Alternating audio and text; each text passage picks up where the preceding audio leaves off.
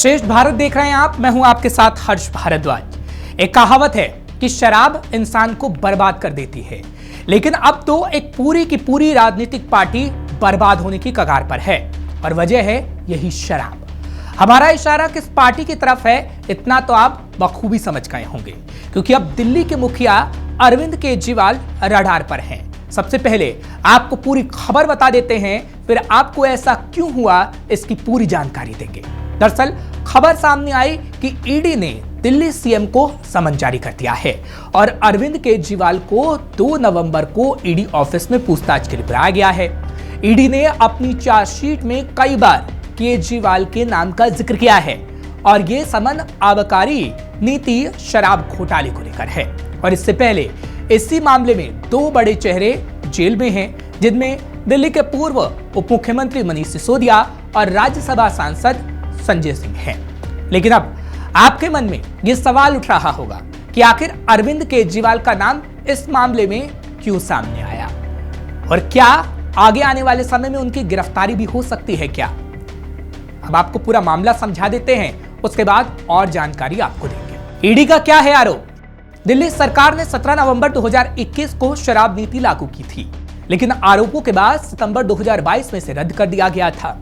आरोप है कि पैसे लेकर शराब लाइसेंस देने में लोगों को फायदा पहुंचाया गया, उनसे पैसा लिया गया और उसका इस्तेमाल चुनावों में किया गया।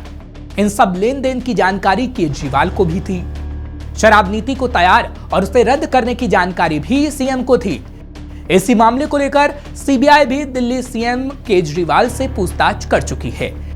केजरीवाल को इसी मामले में सीबीआई ने अप्रैल में तलब किया था, लेकिन सीबीआई की एफआईआर में केजरीवाल को आरोपी नहीं बनाया गया था।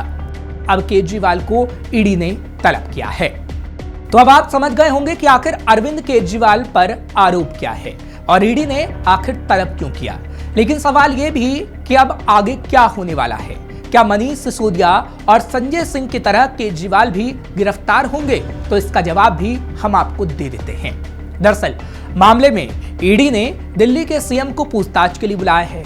कई बार जांच एजेंसी छानबीन आगे बढ़ाने के लिए तमाम पूछताछ करती हैं, लेकिन किसी मामले में अगर जांच एजेंसी को किसी भी शख्स के खिलाफ पुख्ता सबूत मिले तो उसे लगता है कि गिरफ्तारी जरूरी है तो गिरफ्तार कर लिया जाता है।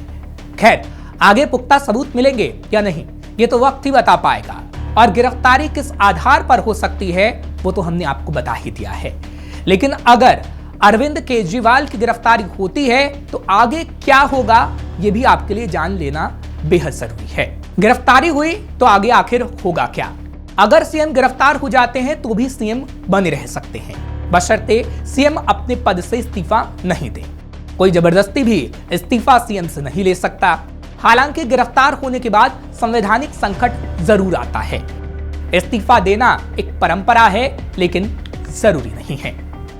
खैर, हम आपको यह समझा रहे थे कि अगर गिरफ्तारी हो जाए तो क्या होगा और सीएम के पद पर क्या केजरीवाल बने रहेंगे, लेकिन इस पर कानून क्या कहता है वो भी आपको समझ लेना बेहद जरूरी है, क्योंकि दिल्ली के सीएम अरविंद केजरीवाल की पूछताछ को लेकर चर्चा गर्म है। मनीष सिसोदिया पहले से ही जेल के अंदर हैं और संजय सिंह भी। लेकिन कानून इस पर क्या कहता है? अगर अरविंद केजरीवाल की गिरफ्तारी हुई तो क्या वो कानून के मुताबिक होगी या नहीं, ये भी हम आपको बता देते हैं। क्या कहता है कानून? कोड ऑफ सिविल प्रोसीजर की धारा 135 के तहत गिरफ्तारी की छूट है। भारत के प्रधानमंत्री, कैबिनेट मंत्री, लोकसभा और राज्यसभा सांसद, मुख्यमंत्री, विधानसभा और विधान परिषद के सदस्यों को गिरफ्तार नहीं किया जा सकता। इन पदों पर आसीन लोगों को सिर्फ सिविल मामलों में ही गिरफ्तारी की छूट है। अगर इनके खिलाफ कोई क्रिमिनल केस होगा तो गिरफ्तार किया जा सकता है, लेकिन हिरासत में लेने या गिरफ्तार करने से पहले सदन के अध्यक्ष से मंजूरी लेनी होती है, जिसके ये सदस्य हों, यानी विधानसभा, राज्यसभा, विधान परिषद के अध्यक्ष या फिर सभापति से मंजूरी लेनी होती है। तो अब आप पूरी तरह समझ गए होंगे कि आखिर मामला क्या है और केजरीवाल तक आंच आखिर कैसे पहुंची और क्या केजरीवाल की गिरफ्तारी होगी या फिर नहीं। खैर, ये तो वक्त ही बता पाएगा जब पूछताछ होगी और सबूत मिलेंगे, या फिर आगे आने वाले समय में गिरफ्तारी होगी या नहीं। लेकिन हाँ, ये जरूर कहा जा सकता है कि आम आदमी पार्टी के लिए ये बड़ा संकट है, क्योंकि कई राज्यों में विधानसभा चुनाव और उसके बाद लोकसभा चुनाव हैं। ऐसे में अगर सीएम की गिरफ्तारी हुई तो पार्टी की छवि को नुकसान पहुंचेगा, साथ ही कोई बड़ा चेहरा भी आपके पास नहीं होगा जिसके दम पर वो चुनाव लड़ सकेगी।